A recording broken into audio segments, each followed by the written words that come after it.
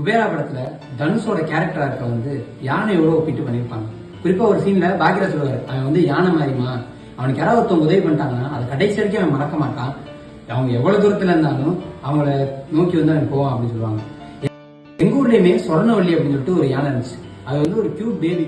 எங்க காளையார் கோயில்ல சொர்ணவள்ளி கேட்டோம்னா அது வந்து இளவரசி அப்படின்னு சொல்லுவாங்க. எங்க ஊரே வந்து ஒரு ரவுண்ட் அடிக்கும். அப்படி வரும்பொழுது யாராவது ஒருத்தவங்க பழத்தை கொடுத்தாங்கன்னா அது ரிட்டர்ன் திருப்பி அவங்கள வந்து பாத்துச்சுன்னா, அடுத்த நாள் வந்து பாத்துச்சுன்னா உடனே வந்து கைது சத்தம். குறிப்பா ஒரு நீரோடைய பாத்துச்சுன்னா 10 வருஷம் கழிச்சு போனாலும் அந்த நீரோடைய வந்து ஞாபகத்துல வச்சிருக்கோம். மனிதர்களையுமே இதே மாதிரி ஞாபகம் வச்சிருக்குது அப்படிங்கறத வந்து சொல்றாங்க.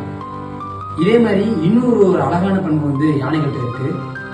மன உடைவினாலே இருக்கக்கூடிய ஒரே உயிரினம் யானைகளை சொல்றோம். தன்னோட இணை வந்து இறந்துருச்சுன்னா சாப்பிடாம கொல்லாம இருந்து மன உடைவினாலே இறந்துடலாம்.